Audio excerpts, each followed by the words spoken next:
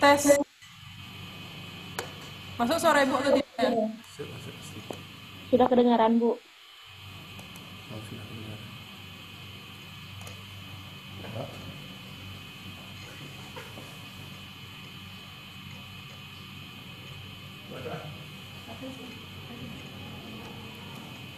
Tes. Kedengaran ya? Ya, Bu, udah, Bu. Kedengaran atau tidak? Kedengaran. Oke, jadi kita lanjutkan ya. Untuk pengertian lempar cakram. Ada yang tahu atau pernah mendengar apa itu lempar cakram?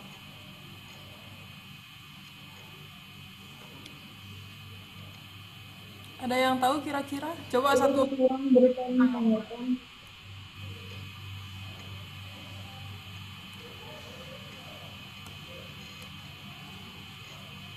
Ninyoman Setiari bisa memberikan tanggapan apa itu lempar cakram?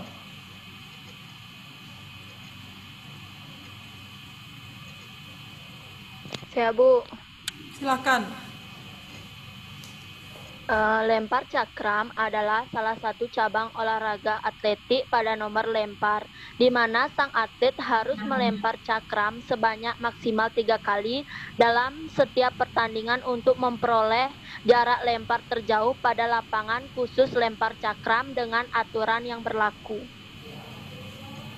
Oke, terima kasih atas jawabannya. Yang lain ada yang mau memberikan tanggapan terkait dengan pengertian lempar cakram?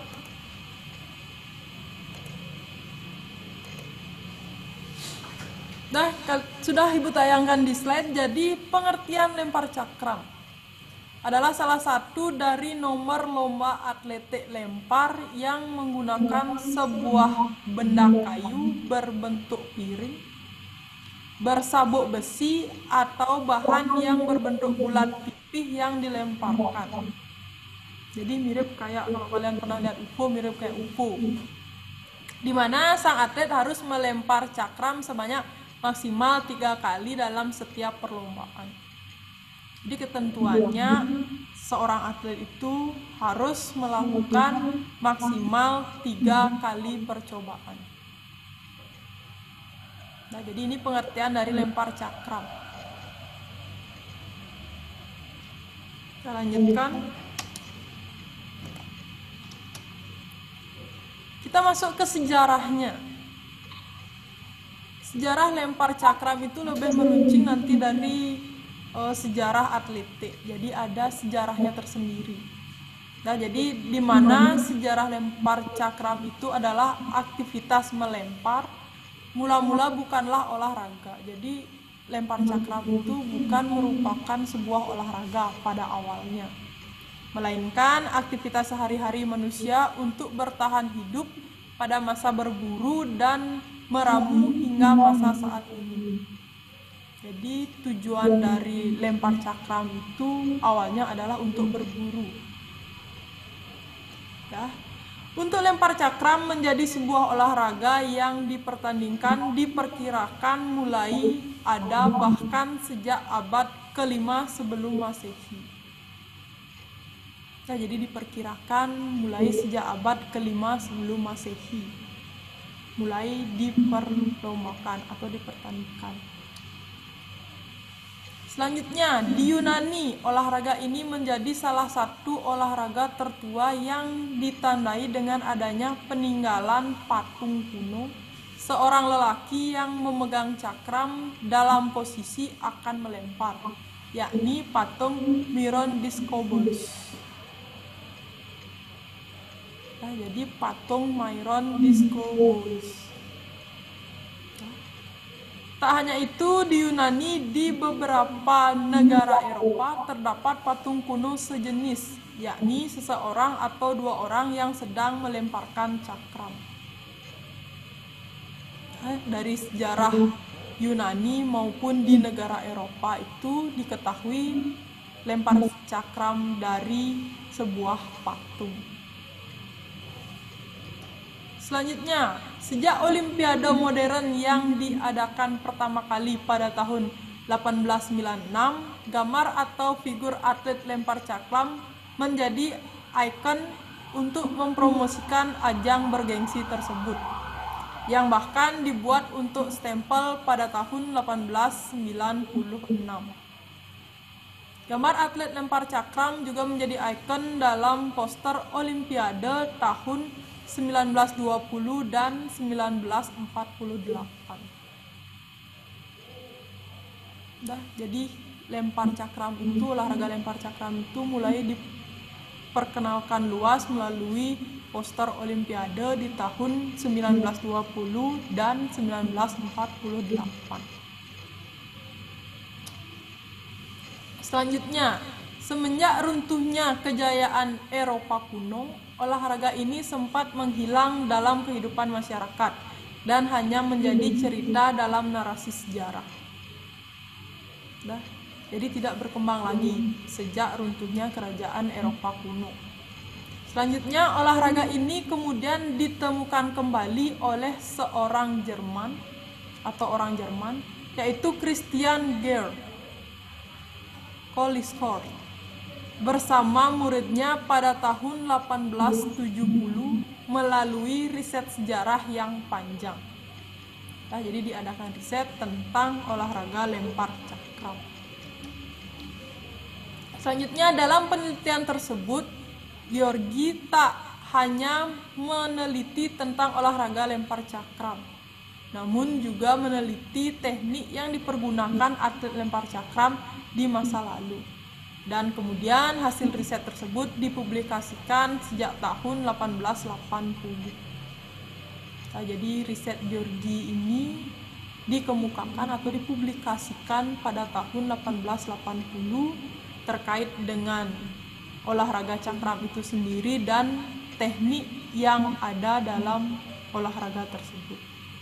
Selanjutnya, pada Olimpiade modern pertama, lempar cakram hanya diikuti oleh kaum lelaki saja.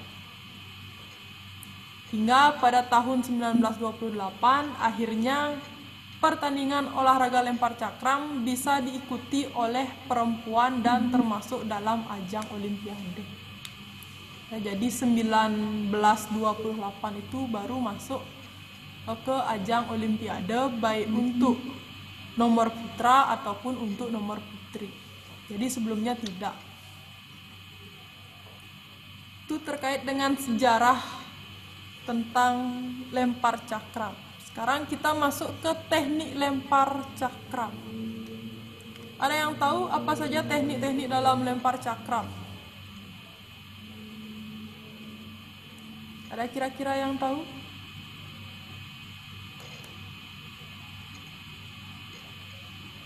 Sulasmi, apa saja teknik dalam lempar cakram?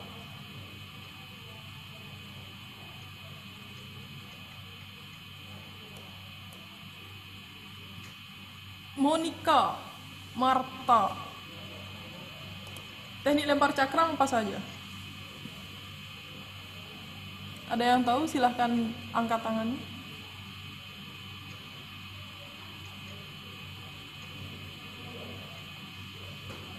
Oke, kalau tidak kita langsung saja. Teknik lempar cakram. Yang pertama itu adalah teknik memegang cakram.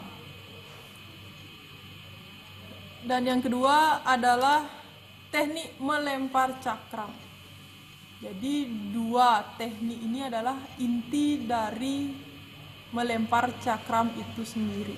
Jadi sebelum kalian bisa melempar, kalian harus tahu teknik memegangnya seperti apa. Nah, karena itu akan mempengaruhi nanti bagaimana lemparan cakram kalian. Jadi pegangan itu mempengaruhi. Kita langsung saja ke teknik memegang cakram. Jadi cara melakukannya adalah yang pertama, sambil kalian dengar, kalian bayangkan kalian sedang memegang cakram. Sudah tahu kan bentuk cakram itu seperti apa kira-kira? Bentuk seperti UFO, piringan. Nah, jadi cara melakukannya yang pertama yaitu letakkan cakram atau diskus pada tangan yang tidak akan digunakan untuk melempar. Yang kedua, pegang bagian atas cakram dengan tangan yang akan digunakan untuk melempar.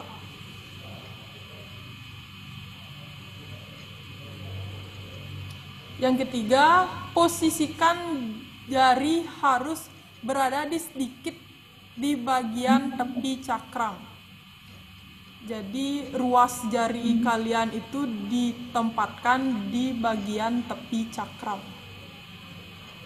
Ruas jarinya. Posisinya bisa dilakukan dengan menyatukan jari telunjuk sehingga jari tengah atau semua jari diregangkan. Yang keempat, ibu jari harus sejajar pada cakram dan posisinya kira-kira 45 derajat dari posisi jari lainnya. Jadi membentuk 45 derajat. Yang kelima, saat akan melempar cakram, posisi jari kelingking ditarik. Jari terakhir yang masih menyentuh cakram adalah jari telunjuk. Nah, jadi jari telunjuk kalian terakhir yang menyentuh cakram. Jadi itu ancang-ancang kalian akan melempar cakram. Nah, ini adalah teknik-teknik atau cara memegang cakram. Dari cara yang pertama, kedua, sampai ketiga. Nah, sambil kalian membayangkan, kalian juga bisa melihat. Buka tangan kalian, lihat teknik cara memegang cakramnya seperti apa. Mungkin nanti untuk lebih rinci, Ibu akan share video teknik memegang dan teknik melempar pada e-learning nanti, biar lebih rinci. Ini untuk teknik memegangnya. Ada cara pertama, lihat. Kalian fokus pada cakram dan jari-jarinya. Sudah, itu untuk teknik memegang cakram. Selanjutnya kita masuk ke teknik melempar cakram. Jadi untuk teknik melempar cakram kita bagi menjadi 4. Yang pertama ada teknik persiapan melempar cakram. Yang kedua ada teknik awalan melempar cakram. Yang ketiga melempar cakram gaya samping dan melempar cakram gaya belakang. Untuk teknik persiapan itu biasanya dilakukan sebelum kalian melakukan perlombaan lempar cakram. Sedangkan awalan itu ancang-ancang kalian sebelum melempar cakram. Dan sedangkan untuk dua teknik di bawah ini, yaitu melempar cakram gaya samping dan melempar cakram gaya belakang, itu adalah cara kalian melempar cakram nantinya. Dimana dua teknik ini, baik gaya samping ataupun belakang, mempunyai keunggulannya masing-masing. Jadi kita akan bahas dari teknik persiapan melempar cakram. Jadi yang pertama, proses ini merupakan hal yang penting sebelum atlet masuk ke arena, yakni atlet sudah harus melakukan pemanasan dan peregangan untuk menghindari cedera otot. Itu harus ya, pemanasan itu mutlak dilakukan sebelum kalian masuk ke inti ketika kalian melakukan sebuah olahraga atau suatu olahraga. Nah, yang kedua, pemanasan bisa dilakukan dengan cara berlari selama kurang lebih 30 menit. Fungsi dari pemanasan ini adalah untuk membuat tubuh tidak kaku dan siap untuk melakukan peregangan. Nah, jadi biar panas dulu suhu tubuhnya. Jadi otot-otot kalian juga sudah siap menerima nanti kontraksi ketika kalian melakukan lomba atau nanti melakukan teknik melempar cakram. Yang ketiga, proses peregangan harus mencakup seluruh bagian tubuh mulai dari ujung kepala sampai ujung kaki. Karena bagaimanapun juga lempar cakram melibatkan seluruh bagian tubuh dengan energi besar sehingga rawan cedera. Ya, jadi walaupun gerakannya cuma seperti itu atau gerakannya bisa dibilang di tempat, olahraga lempar cakram juga rawan cedera. Nah, biasanya otot pinggang, otot tangan itu bisa cedera dalam melakukan olahraga lempar cakram. Jadi itu harus benar-benar diperhatikan. Teknik pemanasan kalian seperti apa, fokus pemanasan kalian seperti apa, itu harus diperhatikan dengan baik. Selanjutnya yang keempat, beri porsi lebih untuk meregangkan bagian leher, lengan, pundak, pergelangan tangan, jari-jari tangan, tulang punggung, pinggul, serta pergelangan kaki. Ya, jadi kenapa lebih terfokus pada bagian ini? Nah, jadi bagian-bagian ini baik itu leher, lengan, pundak, pergelangan tangan, jari-jari tangan, tulang punggung, pinggul, serta pergelangan kaki ini adalah bagian tubuh kalian yang dominan melakukan gerakan ataupun teknik lempar cakram. Nah, kalian bisa bayangkan bagaimana cara melakukan teknik lempar cakram. Jadi apa saja bagian-bagian tubuh dan otot-otot mana saja yang bekerja selama kalian melakukan teknik lemparan tersebut. Nah, jadi ini terfokus pada beberapa bagian tubuh yang harus benar-benar kalian perhatikan ketika kalian akan pemanasan, terlebih saat kalian melakukan olahraga lempar cakram. Selanjutnya, itu tadi teknik persiapan, lebih mengacu pada pemanasannya. Sekarang teknik awalan. Nah, teknik awalan itu adalah teknik di mana kalian sebelum melakukan teknik lemparan. Nah, kita langsung saja. Yang pertama, adapun teknik awalan yang pertama yaitu ketika atlet sudah masuk arena. Yang tadi kan belum masuk arena ketika kalian melakukan persiapan. Ini awalan sudah masuk ke area perlombaan. Nah, maka yang perlu diperhatikan adalah menentukan posisi tubuh sesuai dengan gaya yang akan dipergunakan. Nah, jadi ada dua gaya nanti, yaitu gaya menyamping dan gaya belakang. Jadi nanti disesuaikan posisi tubuhnya. Nah, posisi kalian berdiri, hadap kemana, itu diperhatikan. Yang kedua, usahakan badan rileks dan pikiran fokus pada tubuh serta latihan-latihan yang pernah dijalani. Nah, jadi kalian rasa-rasakan dulu. Kan nggak mungkin kalau orang sudah lomba tapi tidak pernah latihan. Nah, jadi kalian ingat-ingat kembali bagaimana titik fokusnya di mana, itu diperhatikan. Yang ketiga, lempar cakram merupakan olahraga yang membutuhkan ketenangan ekstra sebelum memulainya. Sudah, karena ini berpaku pada tangan, jadi berat badan kalian atau tenaga kalian dialihkan ke tangan, fokus ke tangan. Jadi perlu ketenangan dan fokus yang maksimal.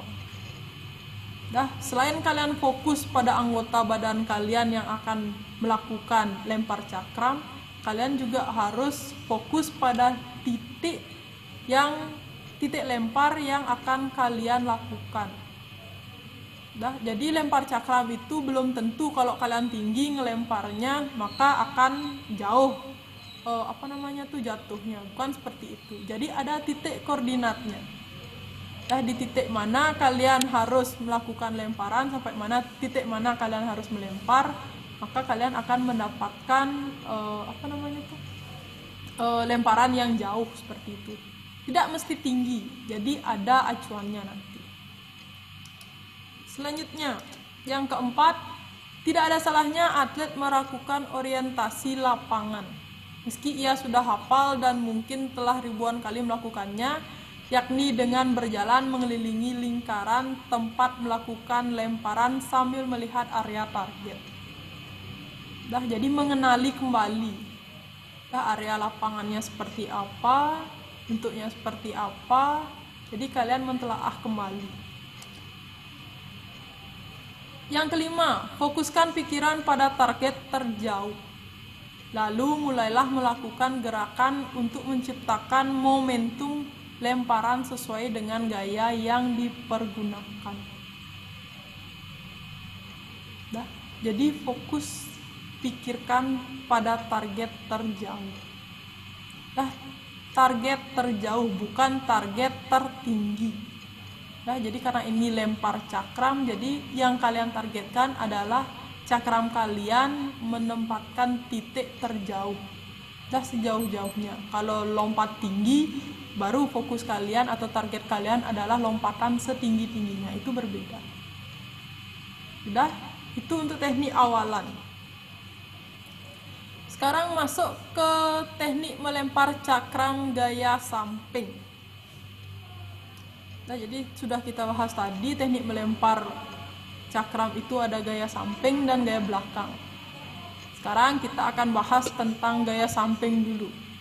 Dimana yang pertama adalah pegang cakram sesuai dengan teknik memegang yang hendak dipergunakan.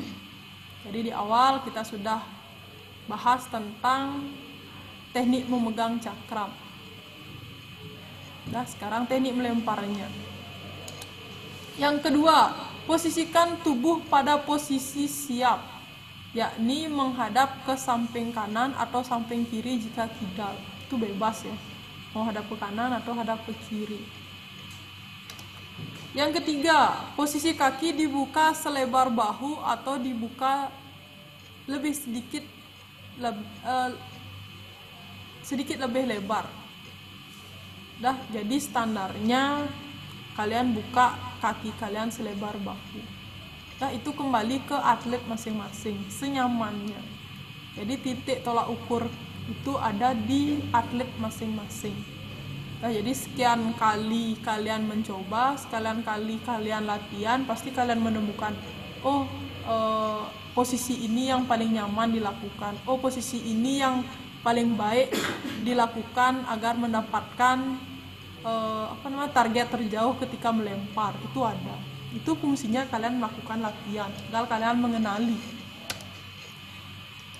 Selanjutnya yang keempat, gerakan melempar diawali dengan posisi lengan yang membawa cakram diayunkan terlebih dahulu ke belakang. Ditahan sebentar lalu diayunkan ke arah depan. Yang kelima, gerakan kaki dan seluruh anggota tubuh mengikuti efek gerak dari ayunan tangan melempar cakram. Jadi mengikuti. Yang keenam, cakram dilepaskan ke arah depan atas agar cakram tersebut melaju dengan ketinggian yang tepat, yaitu 45-50 derajat, agar cakram tersebut bisa jatuh pada jarak yang jauh. Ini Ibu sudah infokan tadi atau sudah bahas tadi. Jadi untuk teknik lempar cakram itu tidak mesti tinggi. Jadi ada titik koordinatnya kalian melempar. Jadi yang paling tepat itu adalah 45-50 derajat. Tidak harus 90 derajat. Kalau 90 derajat kemungkinan cakram kalian jatuh di depan mata kalian. Jadi titik yang paling tepat itu adalah 45-50 derajat. Kurang lebih seperti ini teknik gerakannya. Bisa kalian lihat di slide, teknik gerakan lempar cakram gaya samping. Jadi menyamping.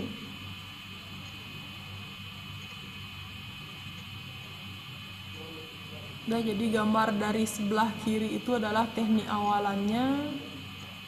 Ancang-ancang dia akan melempar. Begitupun seterusnya sampai di gambar sebelah kanan.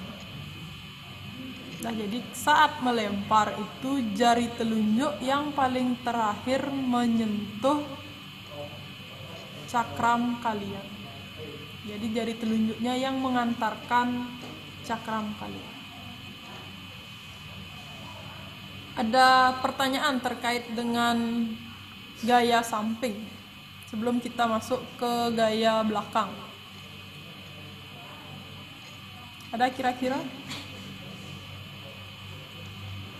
Kalau tidak, kita lanjutkan saja. Lempar cakram gaya belakang. Jadi tekniknya adalah yang pertama, lakukan teknik memegang cakram seperti halnya pada yang telah dijelaskan pada bagian sebelumnya. Jadi untuk teknik memegang baik gaya belakang ataupun gaya samping itu sama. Dah boleh senyaman kalian. Yang kedua, posisikan tubuh menghadap ke belakang atau membelakangi area mendaratkan cakram. Nah, jadi itu bedanya ya. Untuk gaya samping itu posisi tubuh kalian menyamping. Nah, jadi menghadap ke samping kanan atau samping kiri. Sedangkan untuk gaya belakang itu menghadap ke belakang atau membelakangi area pendaratan cakram. Yang ketiga, posisi ini yang membuat beda dengan posisi samping. Tanpa putaran tentu terletak pada gerakan kaki dan tubuh. Yang keempat, teknik berputar ini menggunakan kaki kiri sebagai tumpuannya. Nah, jadi gerakan gaya belakang ini berputar. Menggunakan kaki kiri sebagai tumpuannya dan poros putaran pertama atau sebaliknya jika atlet kidal. Nah, jadi boleh kaki kanan atau kaki kiri sebagai kaki tumpunya. Jadi kalau normal biasanya pakai kaki kiri. Nah, sedangkan yang kidal biasanya pakai kanan. Yang kelima, arah cakram bisa disamakan dengan yang telah dijelaskan pada gaya sebelumnya, yakni cakram mengarah ke depan atas dengan sudut 45-50 derajat agar memperoleh jarak terjauh. Nah, ini teknik melempar gaya belakang. Jadi seperti memutar. Jadi kalian bisa lihat dari gambar pertama sampai gambar 9 itu urutan gerakannya. Jadi yang membedakannya adalah posisi tubuh kalian.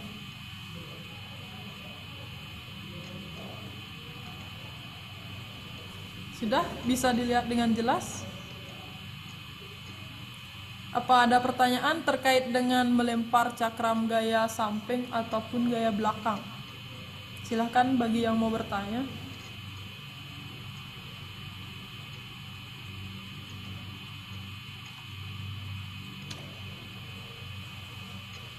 Ada pertanyaan kira-kira? Oke, karena waktu sudah lebih sebenarnya ya, tadi karena ada gangguan teknis, kita seharusnya selesai di jam 8:30, ini sudah jam 9, maka kita akan akhiri pembahasan lempar cakram pada hari ini. Ya, jadi yang sudah kita bahas tadi yaitu yang pertama pengertian lempar cakram, yang kedua sejarahnya, yang ketiga tekniknya, baik teknik memegang ataupun teknik melemparnya. Ya. Di pertemuan berikutnya masih di materi lempar cakram, kita akan bahas terkait dengan pembahasan peraturan dari lempar cakram dan peraturan resmi terkait dengan lomba lempar cakram.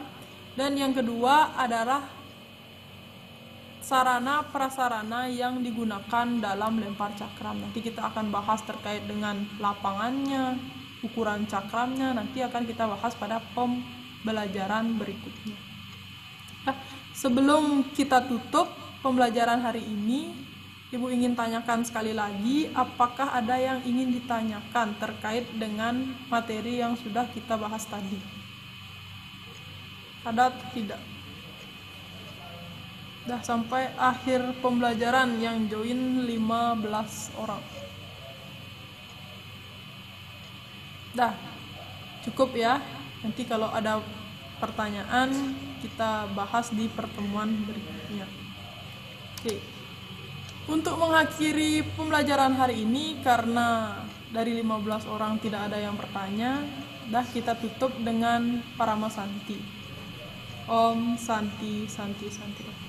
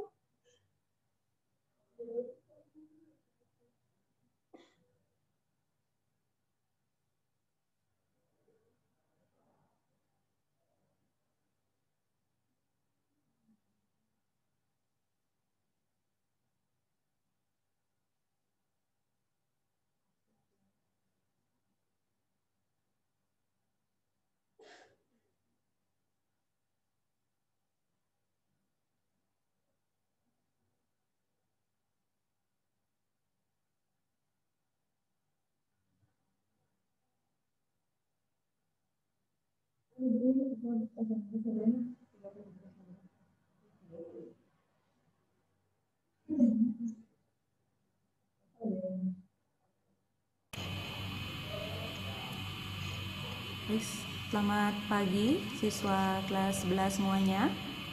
Apakah sudah terdengar dengan jelas? Sudah, Bu. Sudah. Bu.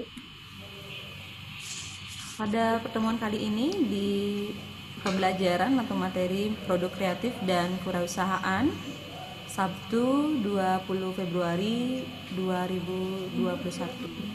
Jadi sebelum mulai pembelajarannya, izinkan Ibu untuk mengaturkan pangan jali umat.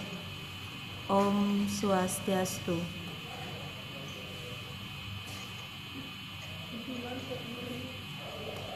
Sebelum materi inti Ibu sampaikan pada pagi hari ini ada pertanyaan sedikit.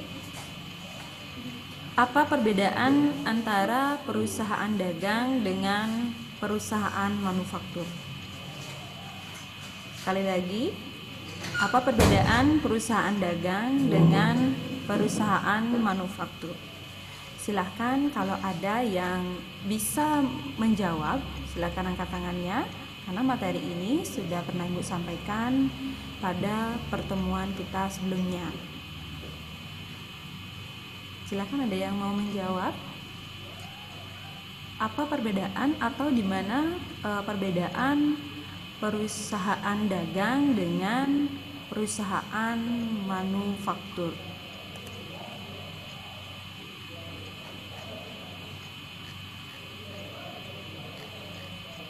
Ada yang mau menjawab? Oke.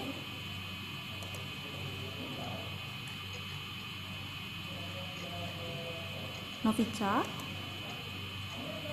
Marta ya. Silakan disampaikan.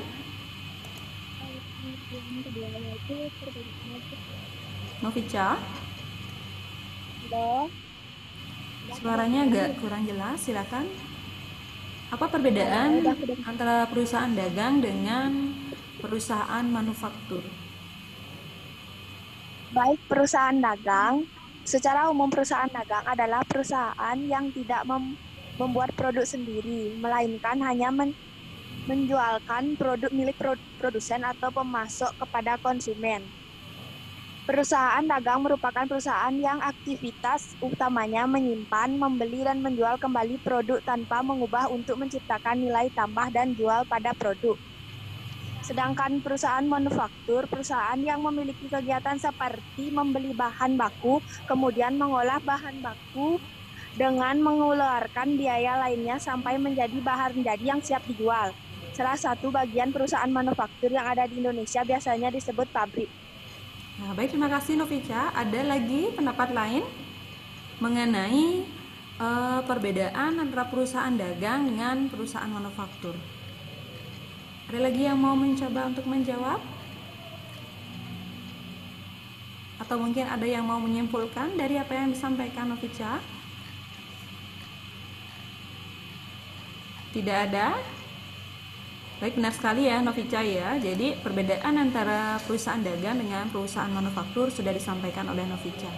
Pada intinya, kalau perusahaan dagang, produk atau barang yang dijual itu berdasarkan atau dari adanya pembelian.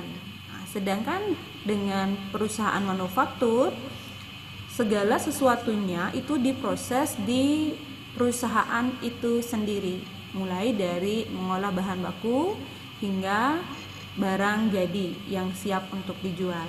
Jadi itu perbedaannya ya secara inti. Terima kasih Novica. Selanjutnya, nah ini ada contoh soal seperti ini dan sudah Ibu bahas sebelumnya juga. Ini hanya untuk mengingatkan mengenai harga pokok penjualan.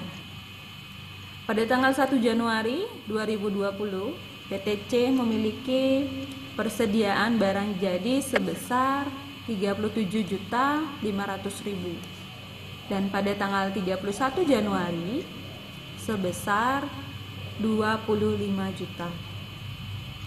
PTC melakukan produksi dan setelah diperhitungkan harga pokok produksi yang selesai dikerjakan sebesar 23.200.000. Hitunglah harga pokok penjualan pada PTC. Coba silakan dicari dulu jawabannya. Nanti yang sudah ketemu jawabannya silahkan diangkat tangannya. Perhatikan baik-baik saat kalian menyampaikan angka. Ada yang sudah ketemu jawabannya? Silahkan. Berapakah hasilnya? Berapa HPP pada PTC? Jika diketahui itu persediaan barang jadi tanggal 1 Januari itu 37.500.000. Pada tanggal 31 Januari 25 juta. Harga pokok produksi yang selesai dikerjakan itu sebesar 23.200.000. Ada yang sudah menemukan jawabannya? Silakan coba dihitung dulu berapakah hasilnya.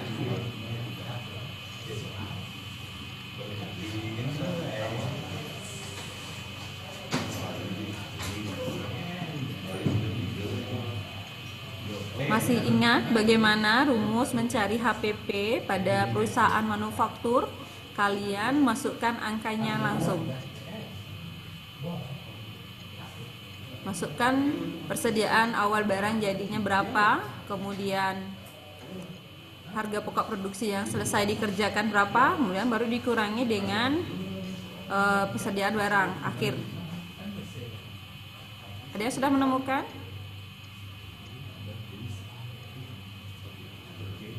Jawabannya? Coba dihitung dulu. Nah, ini Ibu sudah angkanya Ibu tambahkan sedikit, artinya mengecoh. Biasanya kan jumlah angkanya tuh genap. Misalnya 37 juta, sekarang 37.500.000. Dan sudah menemukan jawabannya? Ibu kacau sedikit.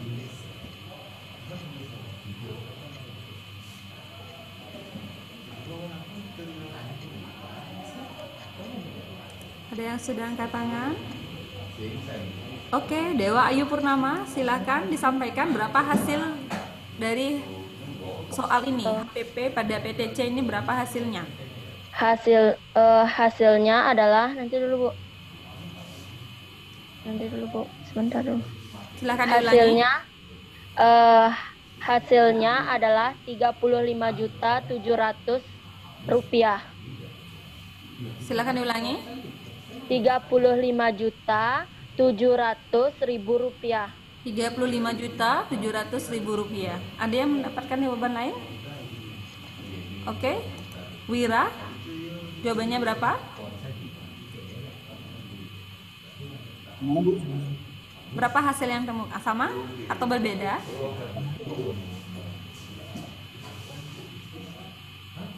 Wira? Sama. Oke, kita cek bersama-sama. Pada tanggal 1 Januari 2020, sediaan barang jadi 37.500.000. Pada tanggal 31 Januari sebesar 25 juta. Kemudian harga pokok produksi yang selesai dikerjakan itu sebesar 23.200.000. Apakah benar hasilnya? Ya. Ini prosesnya ya. Jadi perhitungan harga pokok penjualan pada PTC sebagai berikut.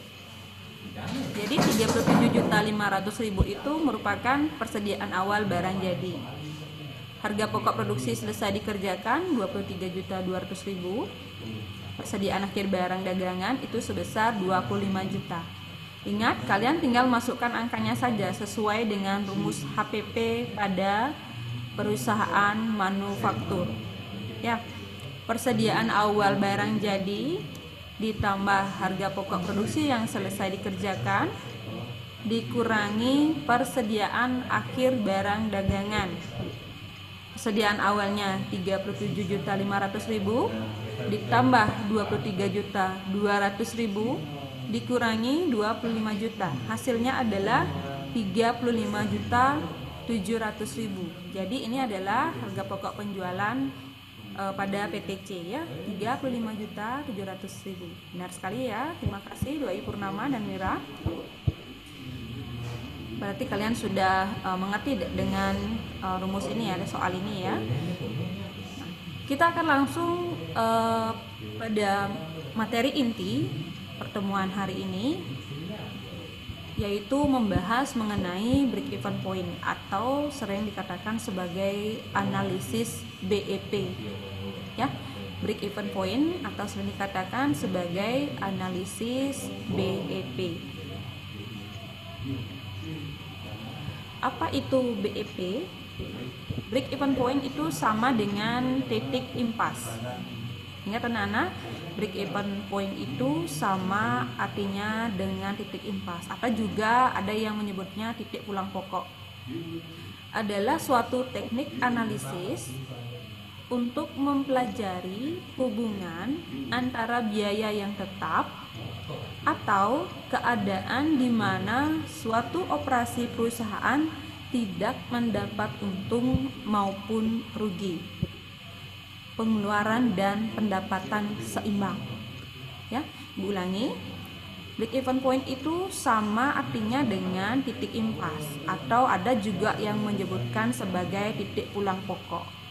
Merupakan suatu teknik analisis untuk mempelajari hubungan antara biaya yang tetap atau keadaan di mana suatu operasi perusahaan tidak mendapatkan untung maupun rugi, pengeluaran dan pendapatannya seimbang. Break even point atau titik impas dapat diartikan sebagai suatu keadaan dalam operasi perusahaan tidak memperoleh laba atau keuntungan dan tidak menderita rugi. Penghasilan sama dengan total biaya, atau total revenue TR sama dengan total cost TC. Ya. Break even point ini merupakan titik produksi di mana hasil penjualan akan tetap sama dengan total biaya produksi. Break even point ini merupakan titik produksi di mana hasil penjualan akan tetap sama dengan total biaya produksi. Pengertian BEP menurut para ahli.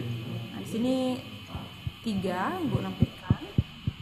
Pengertian BEP yang pertama menurut Yamit, break even point itu atau BEP dapat diartikan sebagai suatu keadaan di mana total pendapatan besarnya sama dengan total biaya. TR sama dengan TC. Kemudian pengertian menurut para ahli yang kedua, yaitu menurut Mulyadi, impas adalah suatu keadaan di mana suatu usaha tidak memperoleh laba dan tidak menderita rugi. Dengan kata lain, suatu usaha dikatakan impas jika jumlah pendapatan atau revenue sama dengan jumlah biaya, atau apabila laba kontribusi hanya dapat digunakan untuk menutup biaya tetap saja. Pengertian menurut para ahli yang ketiga, yaitu menurut Shimamura, BEP atau titik impas adalah volume penjualan di mana jumlah pendapatan dan jumlah bebannya sama, tidak ada laba maupun rugi bersih. Jadi pada intinya BEP itu, break even point itu merupakan titik impas di mana perusahaan itu dalam keadaan yang tidak mengalami atau tidak untung ataupun tidak menderita kerugian, tidak memperoleh laba ataupun tidak menderita rugi. Ya.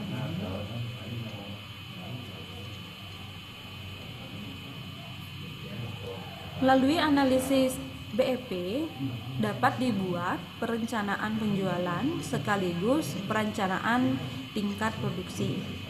Agar perusahaan secara minimal tidak mengalami kerugian karena perusahaan harus mendapatkan keuntungan, berarti perusahaan harus berproduksi di atas BEP atau titik impas.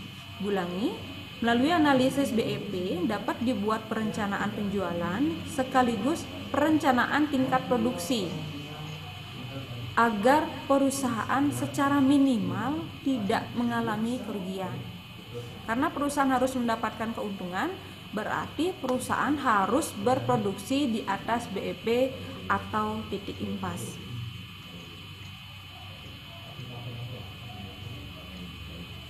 Komponen BEP atau unsur-unsur BEP. Komponen BEP yang pertama yaitu ada biaya tetap.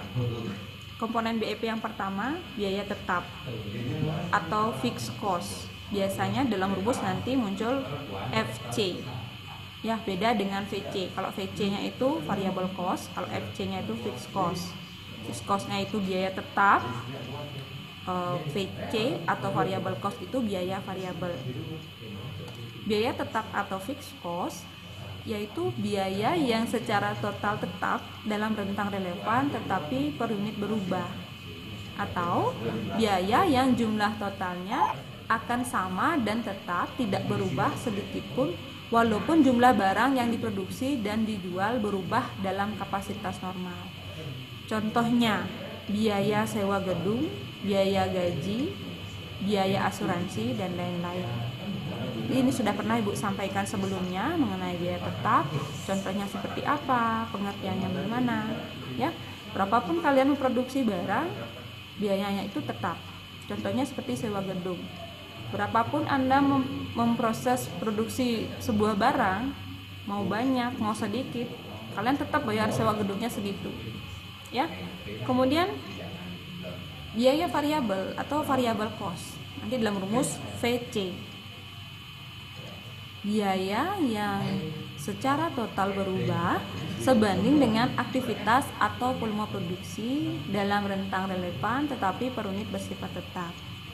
Bahan baku langsung dan tenaga kerja langsung dapat digolongkan sebagai biaya variabel.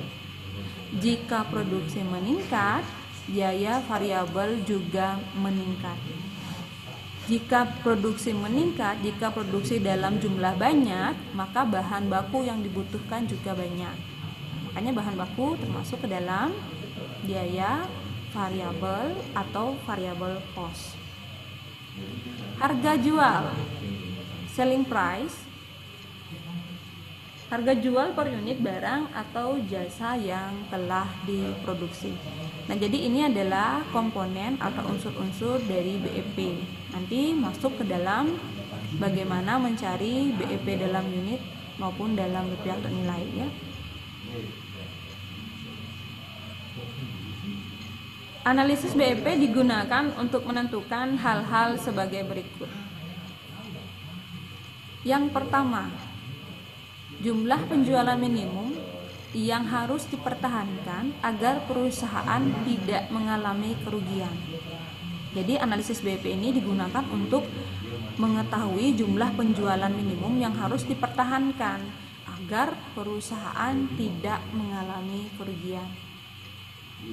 Jumlah penjualan minimum ini berarti juga jumlah produksi minimum yang harus dibuat atau diproduksi oleh perusahaan. Yang kedua, jumlah penjualan yang harus dicapai untuk memperoleh laba atau keuntungan yang telah direncanakan, atau dapat diartikan bahwa tingkat produksi harus ditetapkan untuk memperoleh laba tersebut. Kemudian yang ketiga, mengukur dan menjaga agar penjualan dan tingkat produksi tidak lebih kecil dari BEP. Yang keempat, menganalisis perubahan harga jual, harga pokok, dan besarnya hasil penjualan atau tingkat produksi. Sehingga analisis terhadap BEP merupakan suatu alat perencanaan penjualan sekaligus perencanaan tingkat produksi agar perusahaan secara minimal tidak mengalami kerugian.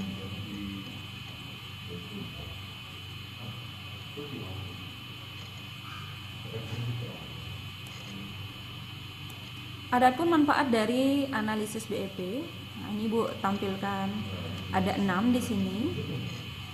Manfaat dari analisis BEP. Nah, manfaatnya apa sih?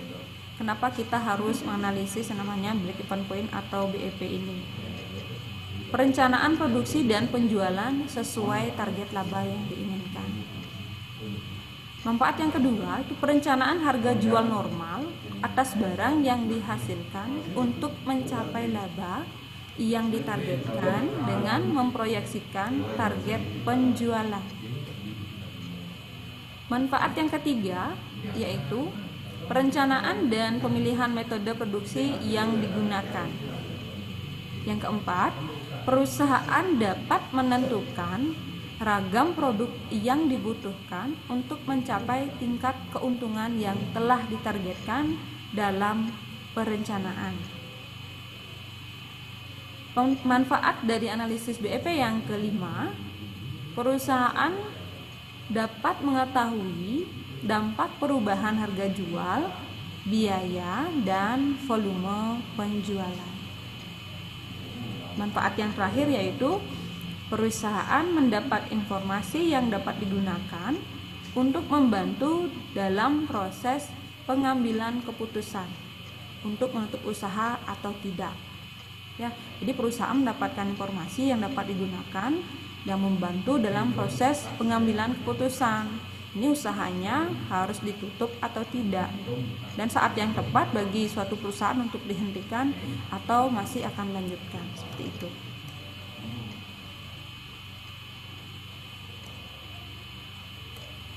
Dalam menggunakan analisis BEP harus dipenuhi asumsi dasar sebagai berikut.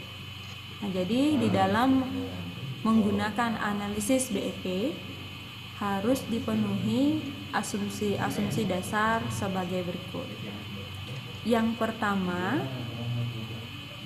biaya di dalam perusahaan digolongkan ke dalam dua jenis biaya, yaitu biaya variabel atau variable cost (VC) dan biaya tetap atau fixed cost (FC).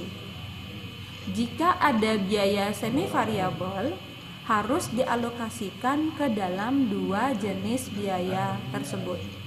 Jadi harus dimasukkan ke biaya variabel atau bisa dimasukkan ke dalam biaya tetap. Asumsi yang kedua, besarnya biaya variabel secara total berubah-ubah secara proporsional dengan volume produksi atau penjualan. Nah, ini berarti bahwa biaya variabel per unitnya adalah tetap sama. Yang ketiga, besarnya biaya tetap secara total tidak berubah meskipun ada perubahan volume produksi penjualan. Nah, ini berarti bahwa biaya tetap per unitnya berubah-ubah karena adanya perubahan volume kegiatan. Asumsi dasar yang keempat, harga jual per unit tidak berubah selama periode analisis. Jadi pada periode analisis BEP itu harga jual per unitnya itu tidak berubah.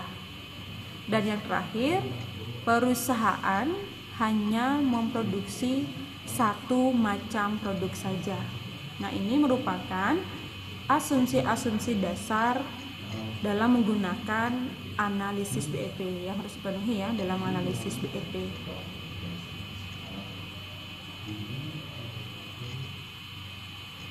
Metode perhitungan BEP. Nah, jadi di dalam menghitung BEP atau break even point, nah, perhitungan BEP itu sebenarnya ada 3, anak. Ya, pendekatan real and error atau sering disebut dengan pendekatan secara coba-coba. Yang kedua, pendekatan dengan menggunakan grafik. Nah, nanti kalian akan belajar mengenai grafik. Kemudian yang ketiga itu ada pendekatan matematik. Yang pertama itu ada pendekatan real and error. Perhitungan break even point dengan pendekatan real and error atau dengan coba-coba, yaitu dengan menghitung keuntungan operasi dari suatu volume produksi atau penjualan tertentu dan terus diulang hingga menghasilkan volume atau penjualan yang menghasilkan keuntungan sama dengan 0. Ya, jadi diulang-ulang terus, dicoba-coba terus sampai menghasilkan keuntungannya itu sama dengan 0. Metode dengan pendekatan real and error ini jarang sekali digunakan. Yang sering digunakan biasanya pendekatan dengan menggunakan grafik atau dengan pendekatan matematik. Yang paling sering itu yang ini. Nanti ada rumusnya, kalian akan pelajari. Ya. Pendekatan dengan menggunakan grafik dilakukan dengan menggambar unsur-unsur biaya dan penghasilan ke dalam sebuah gambar grafik. Yang ketiga itu ada pendekatan matematik. Perhitungan break even point atau BEP dengan pendekatan matematis menggunakan rumus aljabar yang dapat dilakukan dengan 2 cara, yaitu perhitungan BEP menggunakan atas dasar unit atau perhitungan BEP atas dasar unit, dan yang kedua perhitungan BEP atas dasar nilai. Nah, ini nanti kalian menghitung anak-anak. Jadi metode perhitungan BEP dengan pendekatan matematik itu dilakukan dengan 2 cara. Yang pertama perhitungan BEP atas dasar unit, yang kedua perhitungan BEP atas dasar nilai.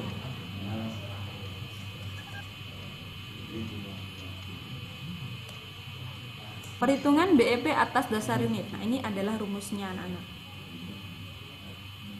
Silakan diperhatikan, nanti jangan sampai salah membedakan bagaimana perhitungan BEP atas dasar unit dan perhitungan BEP atas dasar nilai. BEP unit. Nah, ini rumusnya. BEP unit sama dengan FC per P min PC. Keterangannya di sini sudah Ibu sampaikan. Nah, P-nya itu adalah atau artinya price, harga jual per unit. VC variable cost, biaya variabel per unit. FC ini sama dengan fixed cost, itu artinya biaya tetap. Q itu artinya jumlah unit atau kuantitas produk yang dihasilkan dan dijual. Nah, ini namanya biasanya sering rumusnya begini anak-anak. BEP Q. Artinya menghitung BEP atas dasar unit atau kuantitasnya. Rumusnya adalah FC per P min VC. Sudah?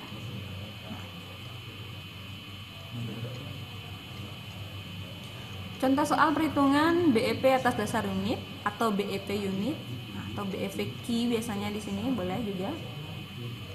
Ini ada contoh soal yang sangat sederhana, langsung menunjukkan angkanya. Jadi kalian tinggal masukkan saja angkanya. Diketahui total biaya tetap itu adalah 40 juta rupiah. Biaya variabel per unit itu 40.000. Harga jual barang per unit 80.000. Jadi kalian harus tahu total biaya tetap itu dalam rumus apa? FC atau VC. Biaya tetap FC. Ya, 40 juta. Masukkan rumusnya. Kemudian biaya variabel per unit. Biaya variabel itu VC. Ya, variable cost. Sudah? Harga jual barang per unit itu P, price-nya 80.000. Sudah? Biaya tetap ini FC 40 juta. Biaya variabel per unit itu VC 40.000 dan harga jual barang per unit itu price itu P 80.000. Jadi kalian tinggal masukkan angkanya saja sesuai dengan rumus. Ya, nanti di bawah ini bisa dalam kurung anak-anak. P min VC dalam kurung. Artinya kalian selesaikan dulu pengurangannya, baru FC ini dibagikan dengan hasil yang ini. Ya, mari kita masukkan angkanya. BEP sama dengan FC per P min VC. BEP sama dengan 40 juta per 80.000 dikurangi 40.000 sama dengan 40 juta per, nah ini kurangi dulu, 80.000 dikurangi 40.000, hasilnya adalah 40.000. Jadi 40 juta per atau dibagi 40.000 hasilnya adalah 1000 unit. Sudah bisa dipahami? Jadi perhitungan BEP unit dalam soal ini hasilnya adalah 1000 unit. Ya, ini nanti kalian harus kurangi dulu, boleh dalam kurung ini. 80.000 dikurangi 40.000, baru hasilnya taruh di sini. Baru FC-nya bisa membagi P min VC-nya. 40 juta dibagi 40.000. Ya, bisa dipahami? Aku ulangi lagi, diingat. Biaya tetap itu FC, fixed cost. Biaya variabel per unit itu VC. Harga jual barang per unit itu P, price. Ya, nanti kalian masukkan angkanya di sini. Selesaikan dulu P min VC-nya. Baru masukkan ini ya.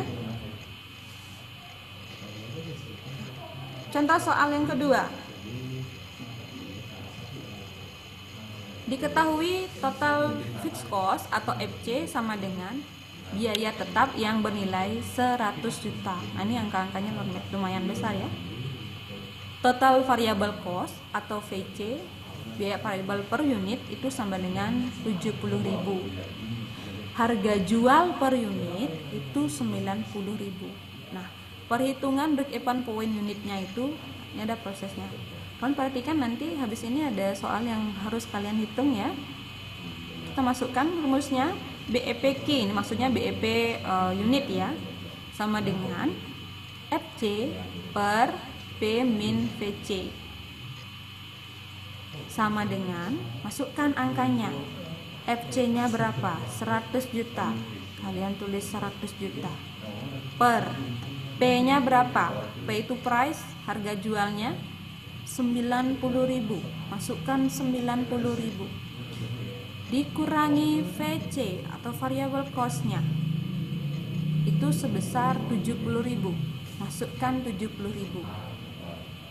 Sama dengan 100 juta per atau dibagi 90.000 dikurangi 70.000 adalah 20.000. Jadi 100 juta dibagi 20.000 hasilnya adalah 5.000 unit. Jadi BEP atau break even point unit dalam soal ini hasilnya adalah 5.000 unit. Tadi mengerti? Yang penting kalian tidak terbalik memasukkan angkanya. Nanti jangan sampai begini. Biaya variabel per unit nanti kalian taruh di sini. Nanti hasilnya pasti berbeda. Ya, perhatikan baik-baik. Kalau biaya tetapnya FC, kalau biaya variabelnya VC.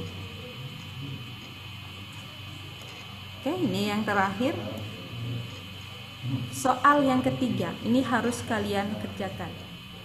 Berapa hasilnya? Suatu perusahaan beroperasi dengan biaya tetap sebesar 300.000. Ini ibu angkanya buat yang sederhana sekali. Biaya variabel per unitnya itu Rp40. Harga jual produk per unit itu Rp100. Hitunglah besarnya BEP atas dasar unit. Silakan dijawab berapa hasilnya. Jadi ini ada soal, suatu perusahaan beroperasi dengan biaya tetap sebesar 300.000, biaya variabel per unit 40, harga jual produk per unit 100.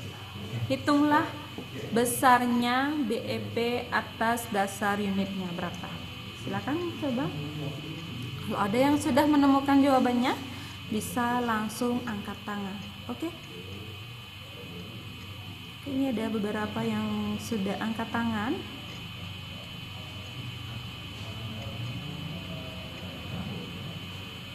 Sebentar. Sudah ketemu jawabannya.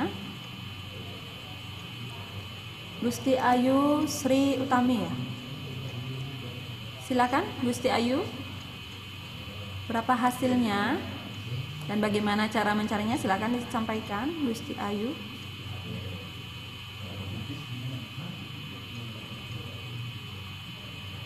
Gusti Ayu Sri Utami, enggak salah nih. Oh, Sri Utari, maaf. Di Gusti Ayu Sri Utari Dewi kelas 11 AP 11 ya. Silakan Gusti Ayu.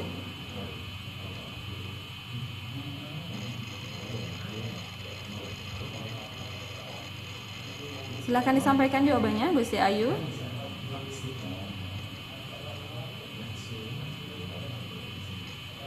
Oke, mungkin ada kesalahan teknis, tidak bisa terdengar. Oke, silahkan Wira.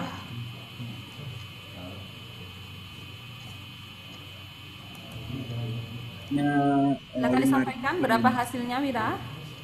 5.000 per unit. Selamat pagi Wira. Selamat pagi.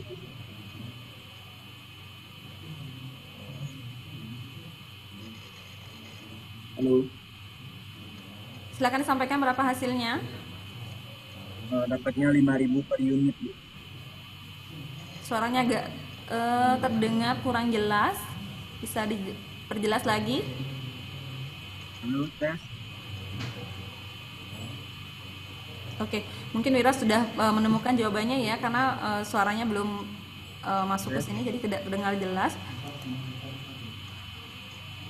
Oke, silakan Gusti Ayu Sri Utari. Bisa dicoba kembali.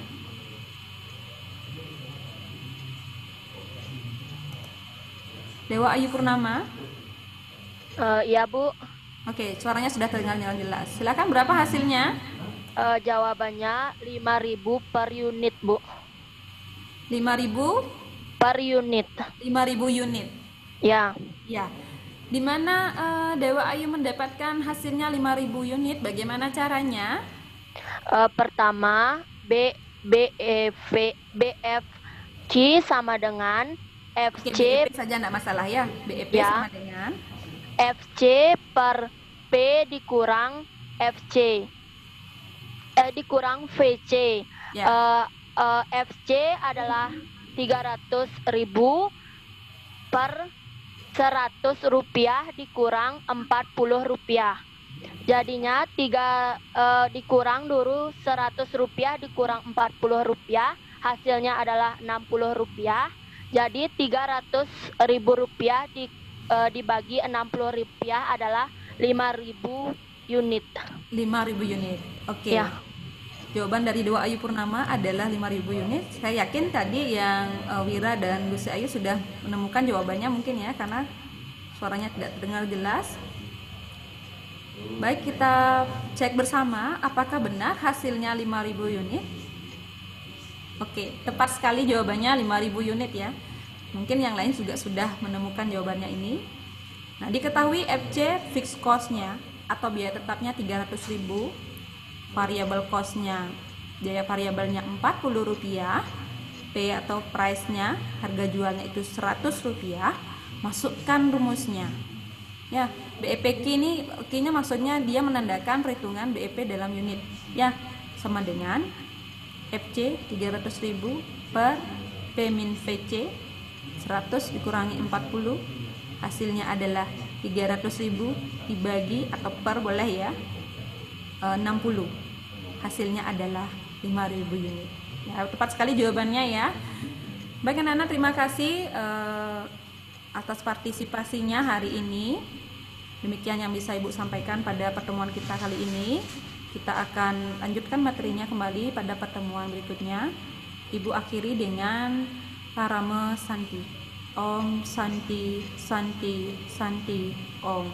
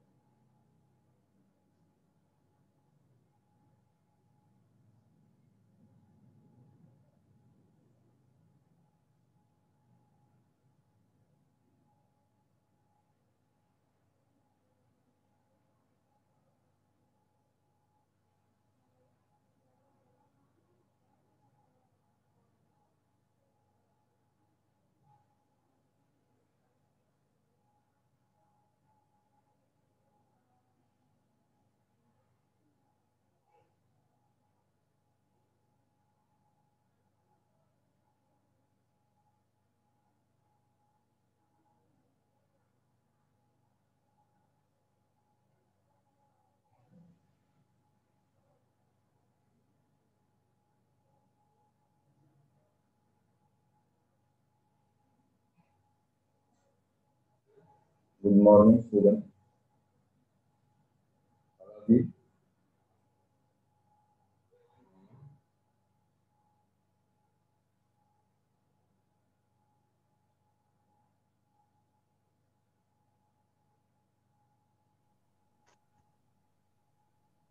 Today, back to my class.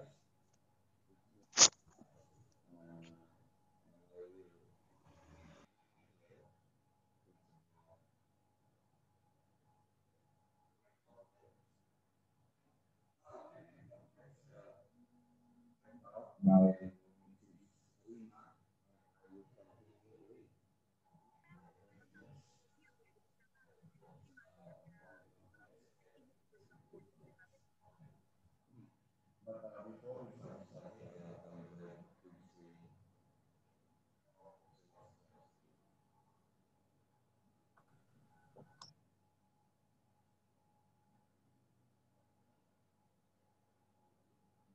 first one,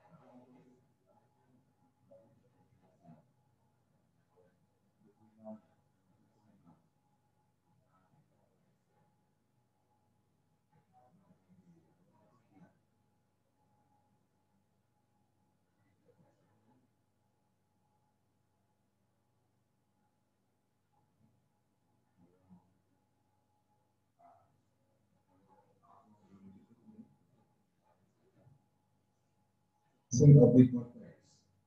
Here are definition. Describe something in general. Pak, maaf Pak, suaranya nggak kedengaran Pak. Suaranya kurang jelas, Pak.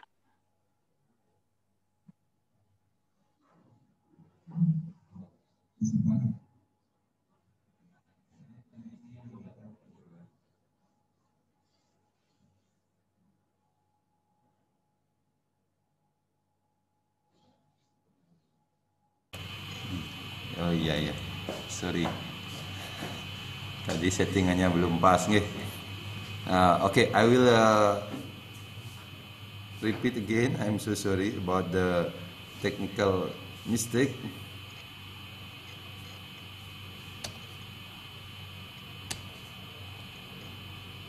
Okay, I will continue the explanation. The first one, we will discuss about the definition of report text. Ya, kita akan berdiskusi dulu tentang arti dari report text. Ya, report text kemarin minggu lalu, Mrs. Rima have explained to you about report text too. And now I will continue it. Just review. Hanya mereview dulu ya. Apa itu report text? Nah, di sini sudah ada, ya. Report text is a Bapak. text that is, yes. Maaf, itu PowerPoint-nya belum kelihatan, Pak. Begini.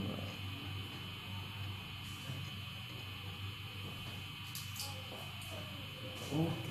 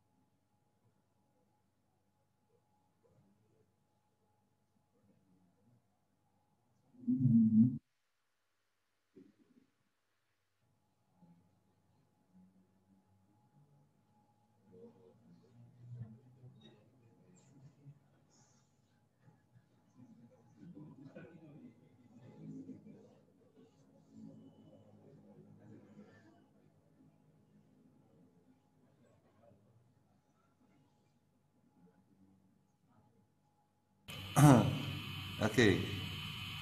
Have you seen? Bisa dilihat PowerPoint-nya? Bisa, Sudah Pak. ya? Iya ya. Sudah. Maaf. Ya, Pak. Suaranya sudah nggak ya? Sudah. Sudah, Pak. Sudah. Okay, I continue again ya. Saya lanjutkan lagi ya. Nah, the first one we will discuss about the definition of report text ya. Sudah ada di slide-nya. Ada dua definisi di sini ya. The first one is report text, a text that describes something in general. Artinya apa? Report text adalah teks yang describe, menggambarkan ya, menggambarkan something in general atau generally, secara umum. Artinya report text adalah teks yang menggambarkan sesuatu secara umum. Nah, itu definisi yang pertama. Kemudian ada definisi yang kedua. Report text is a type of document written by someone or group of people to announce the result of an investigation or announce something to the proper authorities. Mungkin di sini lebih lengkap ya. Artinya apa? Report text adalah sejenis dokumen atau apa namanya? Hasil tertulis ya, hasil tertulis oleh seseorang atau kelompok to announce, untuk memberi tahu the result of an investigation, hasil dari sebuah pemeriksaan atau penyelidikan, atau mengumumkan sesuatu kepada pihak-pihak yang terkait. Nah, di sini lebih lengkap ya. Lengkapnya apa? Usually, biasanya itu ya, report text itu adalah describe something in general, artinya menggambarkan sesuatu secara umum after investigation, setelah investigasi, setelah penyelidikan ya. Biasanya sebelum menulis report text itu, kita itu melakukan penyelidikan atau investigation. Nah, the result of investigation, hasil dari investigasi itu baru kita laporkan dalam bentuk teks yang disebut dengan report text. Nah, itu bedanya ya. Kadang-kadang beda tipis ya, report text dengan descriptive text. Nah, nanti at the end I will explain it. Beda-beda tipis itu report text dengan descriptive text. But the function has similarities, describe something, menggambarkan sesuatu, sama fungsinya, menggambarkan sesuatu, tapi nanti ada yang lebih spesifiknya nanti. Okay, I continue again. Nah, social function of report text. Social function atau fungsi sosialnya. Apa fungsi dari report text? Ada yang tahu mungkin? Mungkin masih ingat the explanation of Mrs. Rima last week? Apa social functionnya?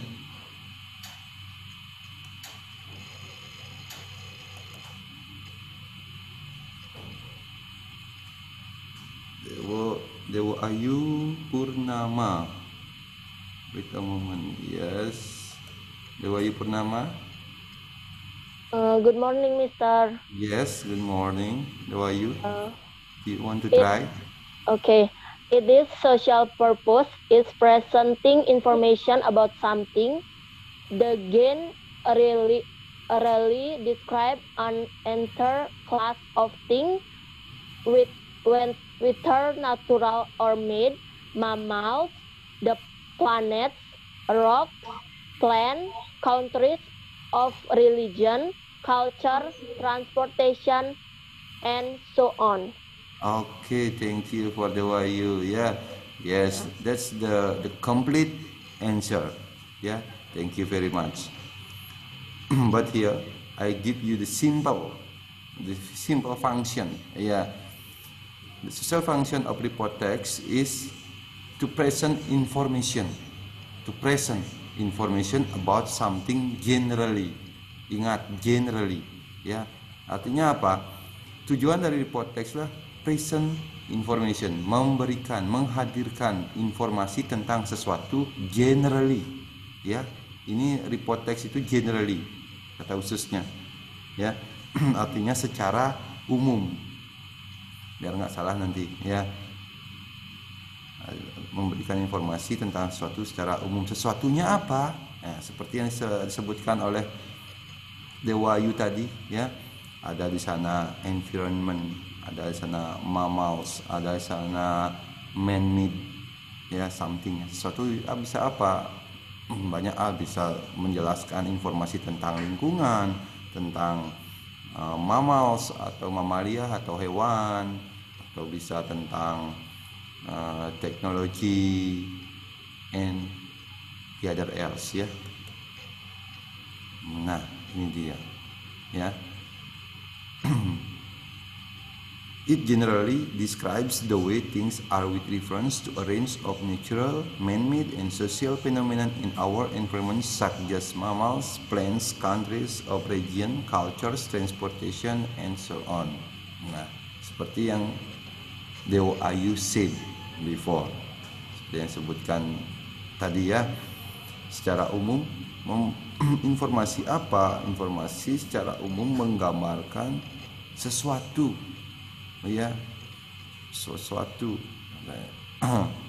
to a range of natural, man-made, social phenomenon, fenomena sosial yang terjadi di masyarakat, man-made atau ciptaan manusia, ada ya hewan, tumbuhan, negara. Di sini kita berikan informasi, ada cultures, kebudayaan, transportation, dan lainnya.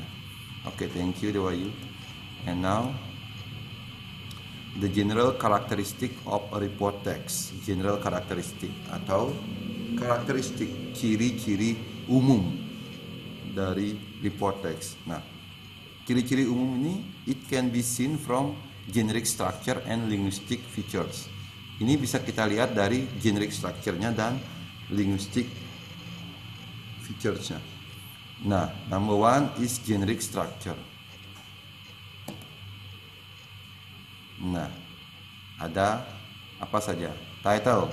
After title, apa saja bagian struktur umumnya dari report text? Setelah title kan umum, itu pasti itu ada judulnya. Setelah judul ada apa kira-kira? Who wants to try to answer? Dewa Ayu lagi mungkin? Ada yang lain? Wait a moment. Dewa Ayu, ya. Ya Dewa Ayu, biar lebih cepat aja. Habis title ada apa saja? Number 2, general classification. Iya, habis title ada General classification. Okay, we can check. Ya, general classification. After general classification, Description.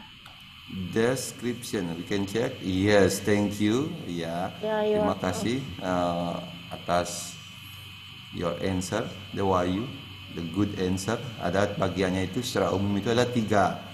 Kalau title ini sudah pasti ya, setiap teks pasti ada title. Kemudian ada general classification, kemudian ada description.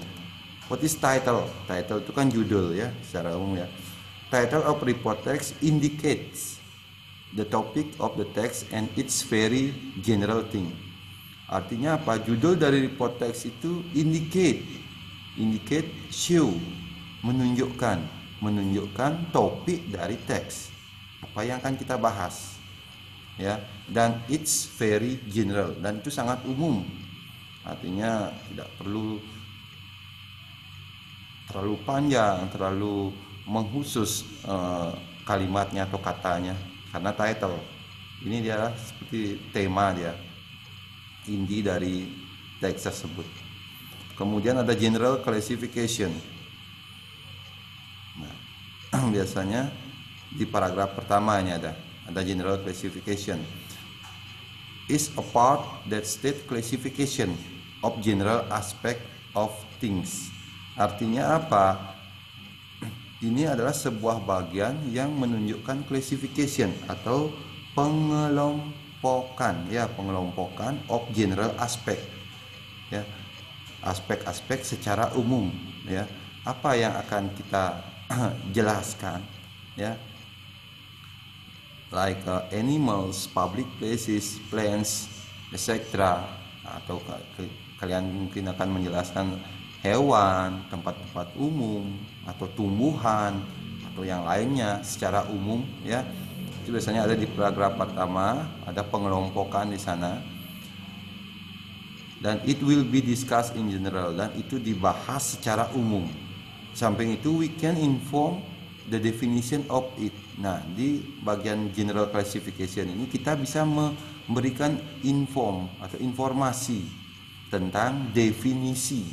For example, if you want to talk about animal, kalian mau membahas tentang animal, binatang apa? Gajah, atau for example, atau lion, atau cat, dog, ya. You can give definition of it. Kamu berikan penjelasan tentang hewan tersebut. Anjingnya apa itu? For example, cat. Cat is a member family of the big cat. Artinya kucing itu kelompok dari apa? Atau for example, cat is one of carnivorous animal. Artinya kucing adalah bagian dari kelompok hewan karnivora, for example. Ya, kita bisa memberikan definisi apa yang akan kita bahas. Kemudian ada description. Nah, description ini deskripsinya, explanationnya, atau bagian-bagian yang akan kita jelaskan. This part give describing of the things will be discussed in detail in term of parts, qualities, habits, and behavior. Artinya apa? Nah, setelah kita memberikan definisi di paragraf pertama, definisi objek yang akan kita bahas, kemudian di paragraf berikutnya itu ada description. Nah, di bagian description atau paragraf-paragraf berikutnya ini kita menggambarkan sesuatu itu lebih detail sedikit, ya. Discuss in detail in term of, detailnya apa? Mungkin kita membahas tentang parts atau bagian-bagiannya, and their function, dan fungsi-fungsinya, qualities, kualitasnya, mungkin itu barang atau apa, itu kita bahas kualitasnya. Habits kebiasaannya, behavior, tingkah lakunya bagaimana.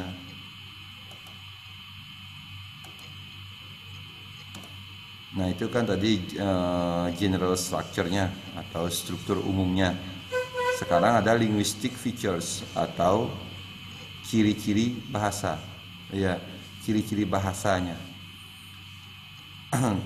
Maksudnya ciri-ciri bahasa bagaimana? Nah, ini berkaitan dengan grammarnya, ya, grammaticalnya. Adalah membuat report text. If you want to make a report text, you have to see the rule. Harus lihat aturannya, ya. Number one is focus on generic participant. Artinya fokus pada partisipan. Partisipan itu objeknya, objek secara umum, ya. Report text always introduce group or general aspect and focus on general noun, ya. Artinya lebih fokus pada hal yang umum, jangan mengkhusus, ya, hal yang umum saja. For example, if you want to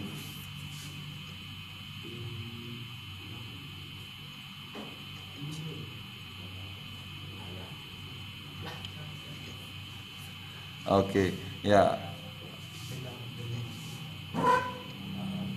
Okay, if you want, okay, I will explain faster because my boss will continue. Okay, I will explain. Yeah, if you want to tell atau to talk about platypus, bees, television, phone, in the report text you can explain it general, umum. Television. What is television? What is the function of television? Apa itu televisi? Fungsinya apa? Ya. Terus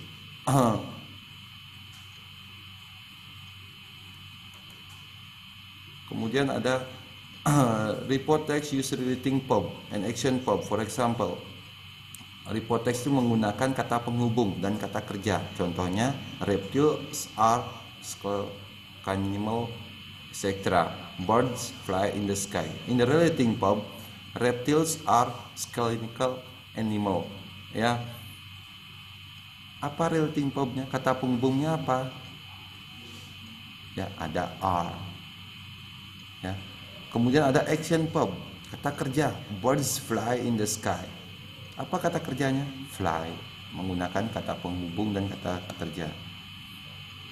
Kemudian report text use simple present tense. Nah, ini umum sekali. Kalau membuat report text kita menggunakan simple present tense, artinya tenses yang paling sering kita gunakan, ya, yang pakai does, do, yang gitu, yang bentuknya simple present tense. Kemudian the language used in report text is scientific language. Nah, di sini karena because we have investigation, ya, sebelum kita membuat report text kita kan ada penyelidikan, ya, atau pemeriksaan tentang sesuatu.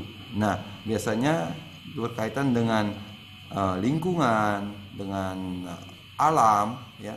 Report text itu kita menggunakan scientific language, artinya bahasa-bahasa keilmuan. Artinya kalau lingkungan mungkin bahasa-bahasa tentang bahasa Latinnya, keipaan, ya, ada bahasa-bahasa yang berkaitan dengan IPA. For example, water contains oxygen and hydrogen. Nah, ada oksigen, hidrogen. Nah, itu kan bahasa-bahasa saintifik itu. Oke. Report text uses conditionals and logical connectives. Ya, menggunakan, ya, kalimat-kalimat kondisional if yang gitu itu. Ya, di sini ada contohnya but, in other hand, etc. Oke, karena di sini saya because times the up. Oke. Nah, di sini tadi kan we discuss about report text, focus on report text. Kita kan fokus tadi pada report text. Kadang-kadang report text itu has similarities, ya, mempunyai kesamaan dengan descriptive text. Hampir mirip ya, hampir mirip. Report and descriptive text have the similarities in the social function and generic structure. Nah, dalam hal fungsi sosialnya dan struktur umumnya itu report text dan descriptive text itu sama, dia mirip, banyak memiliki kesamaan, ya. Contohnya social functionnya itu seperti tadi, describe atau give information about something, present information about something in general, kan gitu kan. Sama descriptive juga gitu, memberikan informasi tentang sesuatu, itu functionnya. Kemudian generic structure-nya mirip, ada title, ada apa tadi ya, ada general classification, ada description. Nah, sama itu report text dengan descriptive text. Terus apa yang membedakan? What makes different between report and descriptive text? Nah, look at this explanation. It is the scope of the written object. Nah, scope itu artinya apa? Lingkupnya, ya, lingkup dari objek yang akan kita bahas. Apa yang membedakan? Lingkupnya, ya, scope-nya. If we talk about bicycle, nah, jika kita bicara tentang bicycle, you know bicycle, sepeda, ya.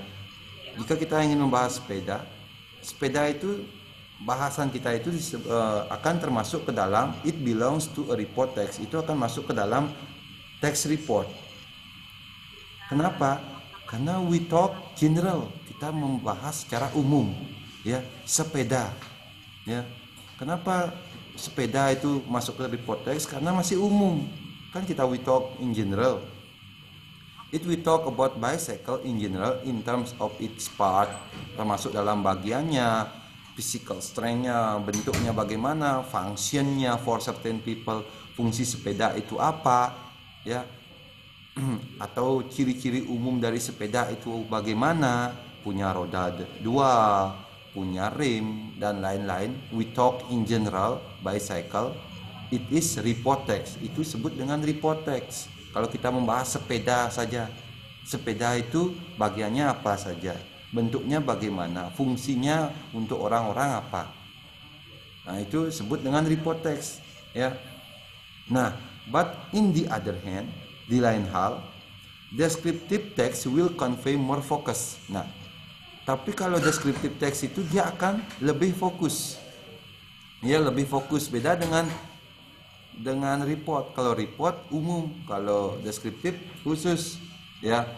For example, if you want to explain my bicycle, ya, my bicycle, kan lebih fokus itu. Sepeda saya, beda dengan bicycle saja, lebih umum, general dia. My bicycle, ya. Kamu mau menjelaskan sepeda saya, itu termasuk deskriptif text karena lebih khusus, ya. Ya, kamu bisa menjelaskan apa nanti di teksnya, karakternya, such as color, length, well style. You can explain my bicycle. Ya, I bought my bicycle saya membeli sepeda saya di mana, colornya apa, mereknya apa, ya, harganya berapa. Itu termasuk descriptive text. Tapi kalau kamu membahas sepeda secara umum, fungsi sepeda itu adalah as transportation, for example. Kemudian ciri-ciri sepeda itu apa? Memiliki roda 2, memiliki rem, memiliki pedal, itu umum, itu report text itu. Kalau sepeda saya membelinya di mana, harganya berapa, warnanya apa, mereknya apa, stylenya apa, itu descriptive text itu. Ya. Nah, in short, a report text describe the way of certain things and frequently refers to phenomenon of nature. Nah, di sini biasanya report text itu menggambarkan suatu hal yang khusus, biasanya menunjukkan pada fenomena alam, phenomenon of nature, animal and scientific object, ya. Biasanya report text lebih membahas pada hal-hal fenomena alam, ya, pada binatang, pada ilmu-ilmu scientific. Nah, dan hampir sering atau paling sering report text itu written after getting careful observation. Nah, sebelum membuat report text itu kita harus melakukan observasi secara hati-hati, ya, careful, ya, hati-hati dulu membuat investigasi atau pengamatan, baru bisa kita membuat report text yang berkaitan dengan scientific atau phenomenon of nature dan lain-lain, ya. Itu perbedaan antara report text and descriptive text. Okay, because the time will be up. Okay, here I have the example of report text, the simple one. Okay, you can read. Yeah, who wants to try to read? Can you help me? Maybe. Beside the Wahyu, the other student maybe only the Wahyu raise hands. Mungkin yang lain selain the Wahyu. Oke, biar nggak lama menunggu. Can you help me, the Wahyu, to read the text? Okay, I can read the text. The example of report text, the title mobile phone. A mobile phone. A mobile phone. A mobile phone. Can you speak loudly? Okay. Louder. A mobile phone, also known as a wireless phone or cellular telephone, is a very small portable radio telephone.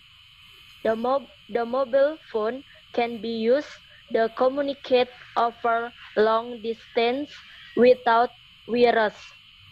It works by communicating with a nearby base station, also called a cell site, which connects it to the main phone network. As the mobile phone move around, if the mobile phone gets too far away from the cell it is connected to, that cell send a message to another cell to tell the new cell to take over the call. This is called a handoff, and the call continues with the new cell. Hilang, Pak. Sorry. Ya. Oke. Mana tuh ya? Nanti dulu, Pak. Oke, wait a moment.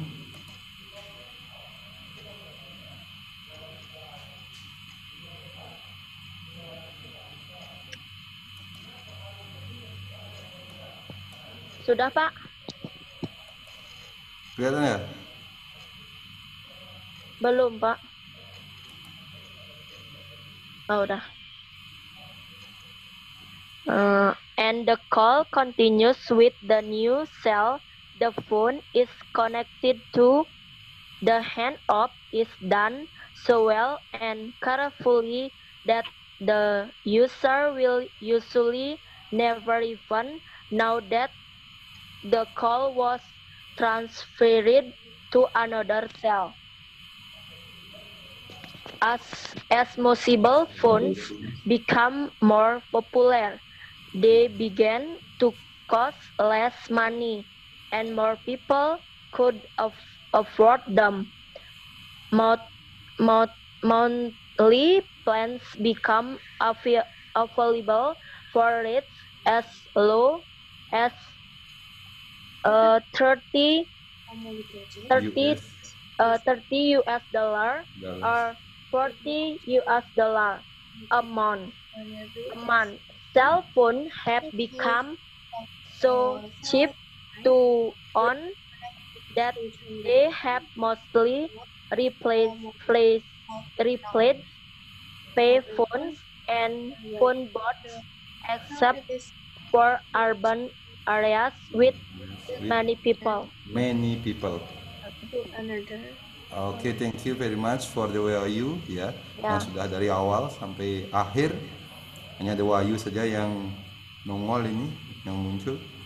Oke, because time is up ya, karena waktunya sudah habis ya. We can continue in the e-learningnya nanti ya. Nanti bisa kita lanjutkan dalam e-learningnya. Untuk this session, I will close the English class. Maybe do you have question? Ada pertanyaan mungkin sebelum kita tutup ini kelasnya, karena waktunya sudah habis nih. And Mr. Ngurah will continue. Oke, ya cukup ya, nanti kita lanjutkan bisa di e-learningnya biar nggak banyak waktunya terbuang. Oke, thank you very much for your attention ya. Silakan di rumah belajar, jangan hanya bermain saja ya. Terima kasih.